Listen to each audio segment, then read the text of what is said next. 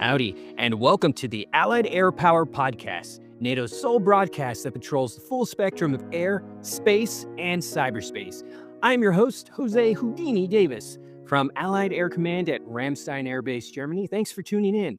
For this episode, we're climbing back into our special segment, The Deep Dive, where we take one topic, one mission set, or one major NATO activity and unpack what it actually means for Allied air and space power.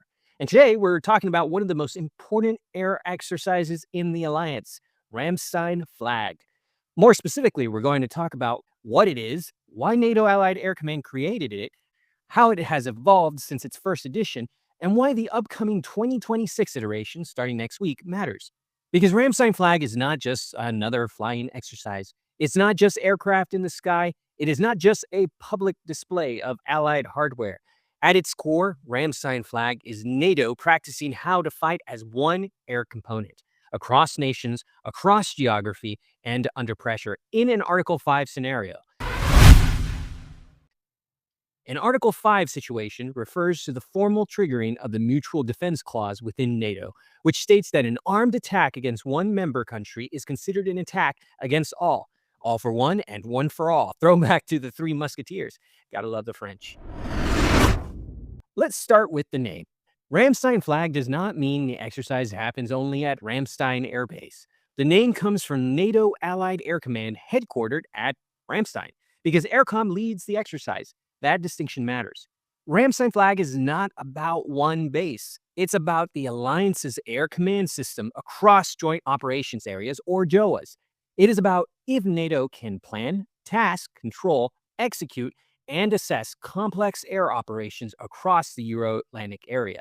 In other words, Ramstein Flag is named for the command that brings Allied air power together. And that is the real story here. So what is a flag exercise? If you've spent time around fighter pilots and jets, you've probably heard of exercises like Red Flag. The Flag Series approach traces back to 1975 when the U.S. Air Force created Red Flag at Nellis Air Force Base after hard lessons from the air war over Vietnam. The basic insight was blunt. Air crew need realistic, repeatable, high-end combat training before their first real fight, not after. Red Flag was designed to give crews the experience of multiple intensive simulated combat sorties in a safe training environment with professional debriefing and measurable lessons learned. That model became the foundation for a wider family of flag-style exercises. The structure is simple to explain, but difficult to execute. Friendly, blue forces operate against adversary, red forces in realistic combat scenarios. The red side does not exist to be a prop. It exists to create a serious problem.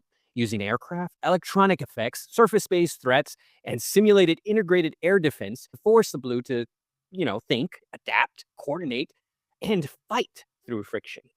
The upcoming Ramstein Flag 26 will maintain that specialized training approach established by the Flag Series in 1975, but gives it a NATO Article 5 character and a modern operational scale.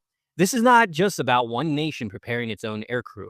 It is about Allied air forces training together as red and blue forces across complex environments, with aerial systems simulating advanced air defense challenges, command and control stress, contested information flows, and the kind of tactical pressure the alliance must be ready to face. A flag's exercise is designed to compress friction into training. You take friendly forces, the blue side. You introduce adversary forces, the red side. You add contested airspace, air defense systems, electronic warfare, intelligence feeds, command and control demands, tanker planning, deconfliction, timing problems, and mission objectives. Then you ask the force to execute. And afterwards, you debrief ruthlessly, not theatrically, not casually, ruthlessly. Rank comes off and the real talk happens. Because the point is not to look good. The point is to get better. That is why flag-level training matters. It forces the alliance to expose weak seams before an adversary does. Ramstein Flag takes that logic and gives it a NATO shape. That means multiple allied nations, multiple types of aircraft, multiple operating locations, multiple command and control nodes, multiple domains. And that is where the challenge gets real. Because it is one thing for a single nation's air force to execute a complex mission using its own people, its own systems, its own doctrine, and its own habits. It's another thing entirely for many Allied air forces to become one operational team. That is the hard part. Think of Ramstein flag like turning a coalition of separate musical instruments, the piano, the violin, the tuba, into one orchestra. Each ally brings a different sound and rhythm, but the exercise forces them to follow the same score, tempo, and conductor until they produce one coherent effect, from confluence to cohesion. That is the value of Ramstein flag. The first Ramstein flag took place in 2024 in Greece. Hosted by the Hellenic Air Force under the auspices of Iniojos, the Hellenic Air Force's major annual multinational air exercise, known for complex live fly scenarios over the eastern Mediterranean. That inaugural exercise brought together over 130 fighter and enabler aircraft from 12 allied nations: Canada, Hungary, Poland, Romania, the United States, Spain, Italy, France, Portugal, Greece, Sweden, and the US, executing roughly 1,100 flight sorties in a demanding environment focused on counter anti-access area denial, or CA2AD, and integrated air and missile defense, or IAMD. Now let's slow down. CA2AD is about countering the systems an adversary uses to keep NATO forces out of an area or limit their freedom of movement once they're in it. Think long-range air defense systems, sensors, missiles, electronic warfare, fighters, command nodes, systems designed to make the airspace dangerous, confusing, and costly. CA2AD training asks, can the Alliance break through that problem? Can it suppress, disrupt, degrade, or neutralize the systems that keep friendly forces at risk? That is not just an offensive air task. It is a survival task. It is a freedom of maneuver task. And in a collective defense scenario, it is often what allows the rest of the joint force to move. Then there is IAMD, Integrated Air and Missile Defense. That is a shield. IAMD is about defending Allied territory, populations, forces, and critical infrastructure against air and missile threats. It is layered. It is continuous. It is not one aircraft, one radar, or one missile battery. It is a system of systems. Fighters, ground-based air defense, sensors, command and control, data links, air battle managers, national authorities, NATO procedures, all working together so the Alliance can detect, track, identify, decide, and respond. And that is why Ramstein flag matters. Because IAMD and CA2AD are not PowerPoint concepts. They only become credible when nations train them together. Then came Ramstein Flag 2025 in the Netherlands, hosted by the Royal Netherlands Air Force under the auspices of Frisian Flag. The Royal Netherlands Air Force's premier multinational live fly exercise designed to train large force employment, air integration, and realistic coalition air operations from Leeuwarden Air Base in the Netherlands. And Ramstein Flag 2025 has a special place in my heart because that's where I went to support the exercise. And the Dutch were consummate professionals and experts as they put on full display for me during their Frisian Flag component of Ramstein Flag. Now, this is where the exercise clearly evolved in the 2025 iteration. In the 2025 edition, it expanded significantly. More than 90 aircraft operating from 12 Allied air bases, supported by more than 15 NATO nations. It brought in distributed operations, agile combat employment, or ACE, multi-domain integration, special forces, and a maritime element, and a sharper focus on the early phase of an Article 5 air campaign. That phrase, early phase, is important. The opening days of a crisis are unforgiving. You do not get weeks to learn each other's procedures. You do not get an unlimited time to build trust. You do not get a pause button while everyone figures out who owns what airspace, who is tasking which asset, which tanker is supporting which package, or how the airspace control order is going to align with the air tasking order. The first days matter because tempo matters. Speed is imperative, but not just moving fast. Air power at NATO needs to move together, coordinated and cohesive. Ramstein Flag 2025 pushed the idea forward by rehearsing distributed air operations across a wider Allied network. That was a clear signal. NATO air power is not built around one perfect base, one perfect runway, or one perfect operating location. It has to be flexible. It has to be survivable. It has to be able to generate combat power from home bases and from dispersed locations. And that is one of NATO's real strengths. The alliance's sheer geographic depth, measured in thousands of kilometers, and the numerous allied air bases its air forces can operate from across the Euro Atlantic area. That brings us to the major priorities for Ramstein Flag 2026. IAMD, seamless information, intel, and data sharing amongst allies, CA2AD, and ACE. So let's be precise here. Ramstein Flag 2026 will not be an ACE exercise alone, as maybe I led you to believe earlier on in this discussion on NATO air power operating from various dispersed locations. ACE is important, yes, but it is only one part of a larger operational problem set. Ramstein Flag 26 is designed to train NATO air forces against the kind of challenges they would face in an Article 5 scenario, where the alliance must respond rapidly, operate across a wide theater, protect Allied territory, and generate combat power while under pressure.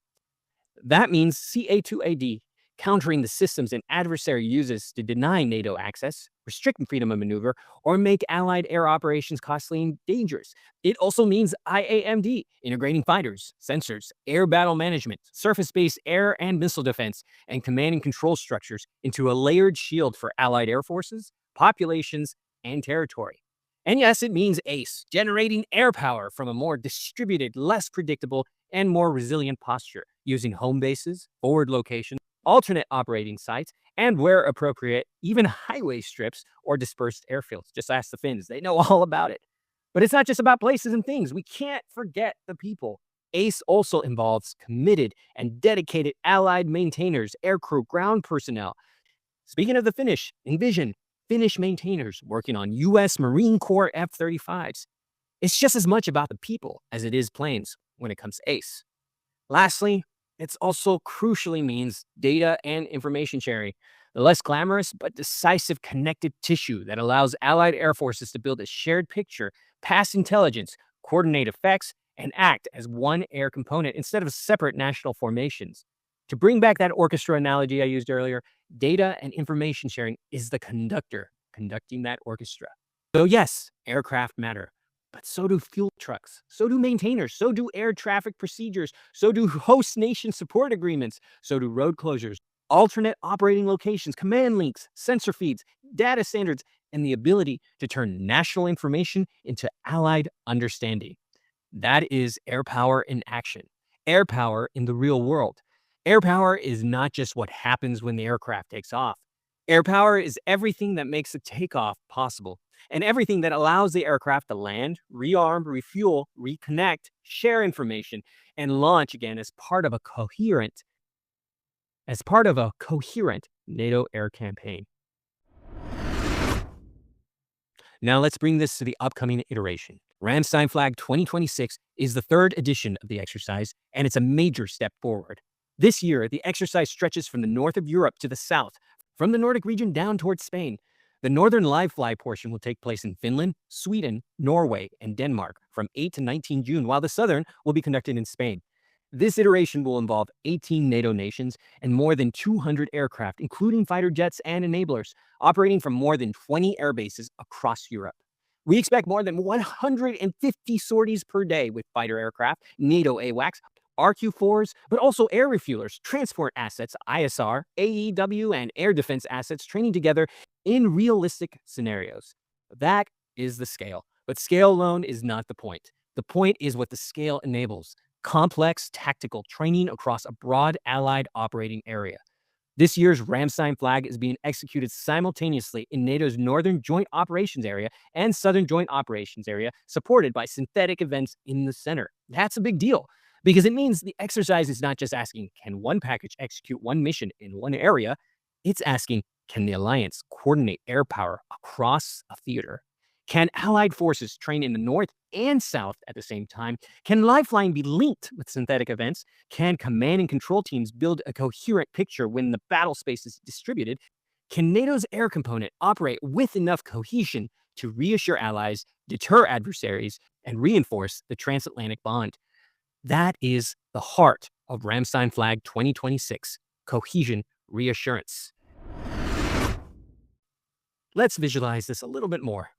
Think about a large force mission from the perspective of the Alliance. You may have fighters from several nations: French Rafale, Swedish Gripens, Finnish FA-18s, a tanker from another, an AWACS crew building the air picture, ground-based air defense units contributing to the shield, surveillance platforms feeding the intelligence picture, a deployable command and control element supporting the fight, and national air operations centers and NATO air operations centers, KAOK Torahone and KAOK Buda, NATO air command structures, and exercise control teams all needing to understand what is happening. Yeah, it's a lot. And every one of those pieces must operate inside rules, timelines, airspace procedures, and national authorities. That's the hard part. That is why we train it. Because the potential of NATO air power is not that every nation brings the same thing. The potential is that different nations bring different strengths, and together, those strengths become greater than some of their parts. But that only happens through practice. Cohesion is not a slogan. It is a muscle. And Ramstein flag is where NATO exercises that muscle under pressure. Now, why does this matter strategically? Because deterrence is not built on press releases. Deterrence is built on capability, readiness, credibility, and political will. And an adversary has to believe three things. First, that NATO has the capability to respond. Second, that NATO can generate the capability fast enough. And third, that NATO has the unity to act together. Ramstein flag speaks to all three: capability, allied fighters, tankers, surveillance systems, air defense assets, etc. Readiness, rapid response in realistic Article 5 scenarios. Unity, allied nations operating together across geography, across domains, across command relationships as friends. This is why this exercise matters beyond the pilots and planners involved. For allied publics, it provides reassurance. For allied militaries, it provides hard training. For potential adversaries, it sends a clear message. NATO is not waiting for the first day of a crisis to learn how to fight together. And there's the uncomfortable truth. Modern air warfare is brutally complex. It is fast, technical, data-heavy, and unforgiving. The air domain does not give you much room for confusion. A missed handoff or a broken data link, a late tanker, a misunderstood airspace control measure, a delayed authority, any one of these can create cascading effects. That is why exercises like Ramstein flag are necessary. They expose friction, they reveal where procedures are strong and where they are fragile, they show which assumptions survive contact with complexity. They force people from different nations to solve problems together before those problems have strategic consequences. That is not just training. That is deterrence work. So when you hear Ramstein flag 2026, don't just picture aircraft. Picture a living allied air system. Picture aircraft launching from multiple locations. Picture ground crews running and moving fast. Picture tankers extending the reach of the fighters to execute their task. Picture air battle managers building that picture. Picture surveillance platforms feeding the network. Picture air defense units defending the force. Picture planners managing the ATO. Picture controllers deconflicting crowded airspace. Picture allied nations bringing different capabilities into one coherent mission. And picture all of it happening across a broad geography, from the north of Europe to the south, live in the air, supported by synthetic events and tied together by command and control. That is Ramstein flag, a highly coordinated, cohesive, synchronized orchestra of allied air power, the sound of air power at its best. That wraps up this flight of the Allied Air Power podcast, where news-driven updates meet the authentic voices behind the mission to defend every inch of NATO territory. Today on the Deep Dive, we unpacked Ramstein flag, NATO Allied Air Command's large-scale live exercise, and looked ahead to the 2026 edition, a major Allied training event stretching from the north to the south of Europe. Explore deeper coverage anytime at ac.nato.int and send us your questions or topics you'd like us to tackle in a future deep dive. Until our next sortie, stand ready in the air, secure in cyberspace, and steady on the path to the stars.